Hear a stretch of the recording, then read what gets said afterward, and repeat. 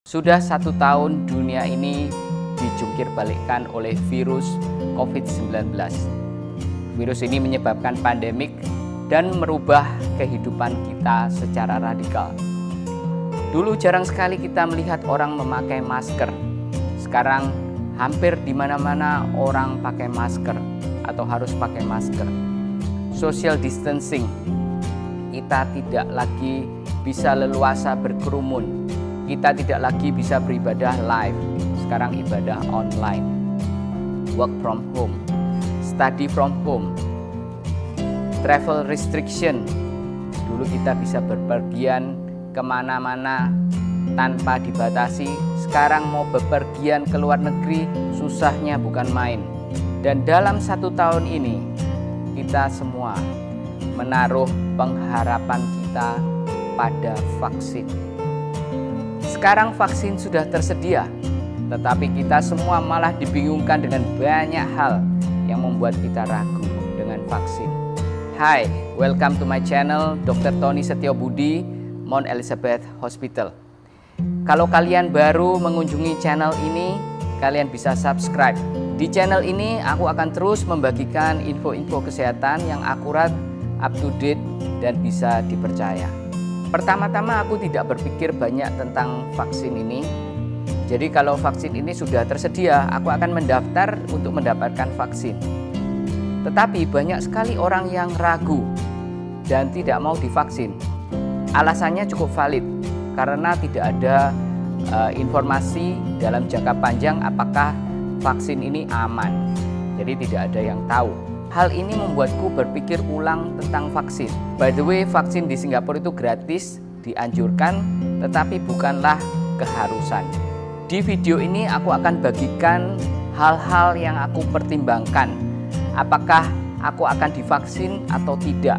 Dan ini adalah pendapat pribadiku sebagai dokter, tapi levelnya tentunya tidak setinggi level dokter spesialis penyakit menular. Setelah mempertimbangkan beberapa hal, aku putuskan untuk go ahead with vaksin. Inilah beberapa hal yang aku pertimbangkan. Nomor 1 adalah hasil penelitian yang dipublikasikan di New England Journal of Medicine tentang Pfizer-BioNTech COVID-19 vaksin. Penelitian ini dipublikasikan pada tanggal 31 Desember tahun 2020, beberapa minggu yang lalu.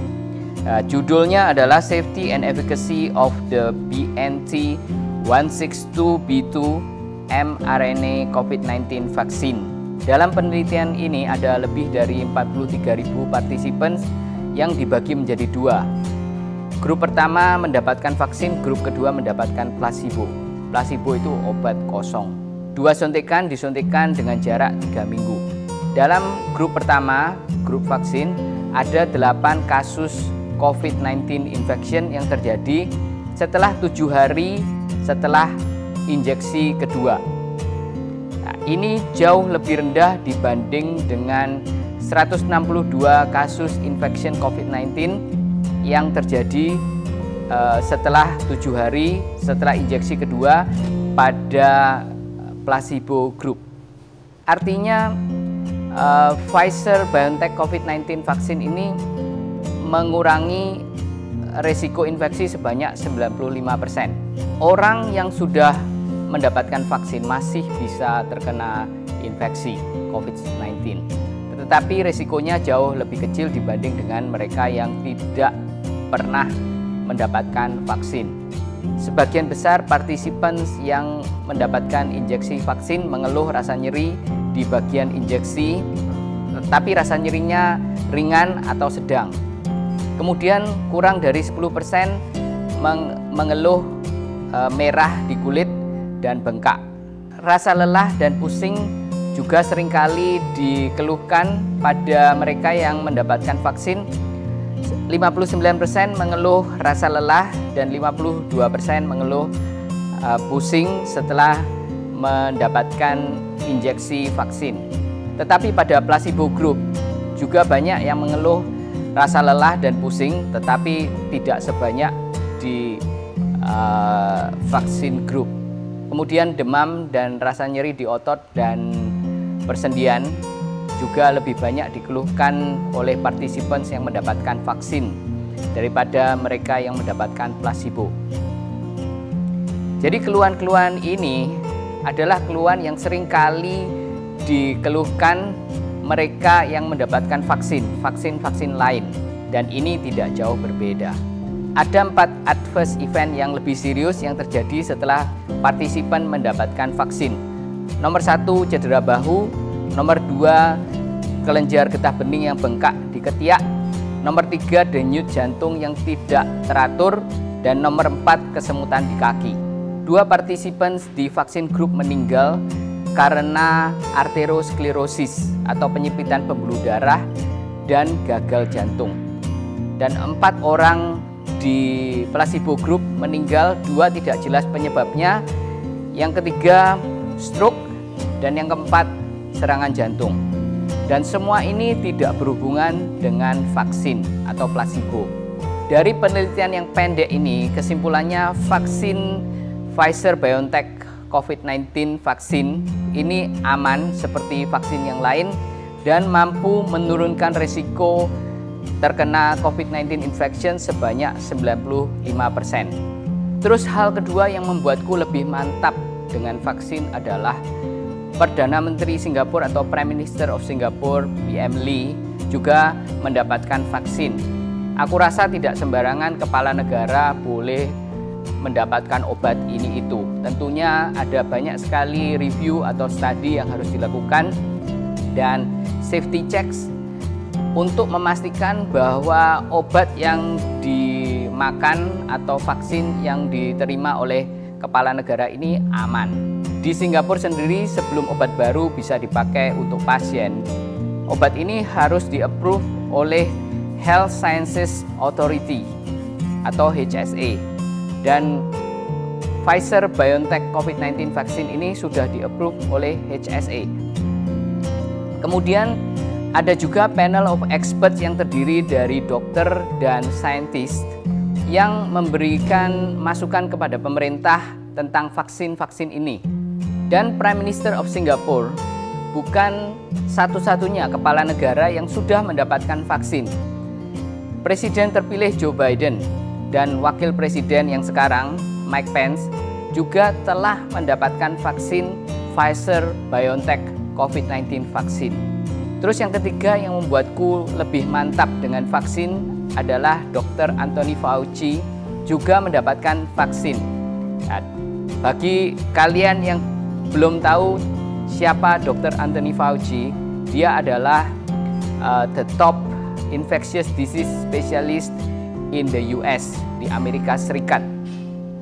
Dan banyak sekali infectious disease specialist yang aku kenal di Singapura juga sudah mendapatkan vaksin atau akan mendapatkan vaksin segera. Dan mereka-mereka ini tahu banyak tentang COVID-19 dan vaksin secara detail, lebih detail daripada dokter-dokter seperti aku sendiri tahu tentang COVID-19 dan vaksin. Jadi kalau mereka semua setuju dengan vaksin dan sudah mendapatkan vaksin, ya apalagi yang harus kita tunggu? Dari data yang ada, Pfizer-BioNTech COVID-19 vaksin itu aman dan manjur, tetapi tidak ada yang tahu dalam jangka panjang bagaimana apakah vaksin ini tetap aman dan manjur. Jadi di sini ada resiko yang harus kita pikirkan dan ada ketidakpastian. Aku rasa banyak sekali hal-hal di dalam hidup kita itu tidak pasti. Kita tidak selalu tahu segalanya sebelum kita mengambil keputusan atau mengambil action. Banyak sekali hal yang kita putuskan atau kita lakukan tanpa mengetahui semuanya secara jelas 100%. Pasti ada sesuatu yang kita tidak tahu. Tapi nonetheless kita tetap mengambil keputusan dan kita tetap mengambil tindakan. Aku rasa tidak ada bedanya dengan keputusan yang harus kita lakukan mengenai vaksin ini. Tetapi yang pasti virus ini bisa menyerang kita semua dan bisa mematikan. Pendapatku secara pribadi, resiko terkena komplikasi COVID-19 infection yang serius itu lebih besar dibanding dengan komplikasi serius yang terjadi akibat vaksin. Jadi jangan gagal fokus terlalu banyak terhadap risiko vaksin dan lupa terhadap risiko COVID-19 infection yang ada di depan mata kita. Vaksin ini melindungi kita semua secara individu dan secara komunitas. Semakin banyak dari kita yang divaksin, semakin sulit bagi virus untuk menyebar di komunitas kita.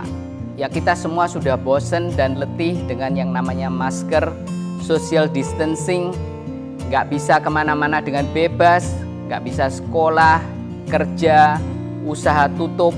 Kalau kita ingin pandemi ini cepat berakhir, kita bisa melakukan social activity dengan lebih bebas, kita bisa bepergian, kita bisa beribadah, bisa sekolah, bisa kerja dengan nyaman.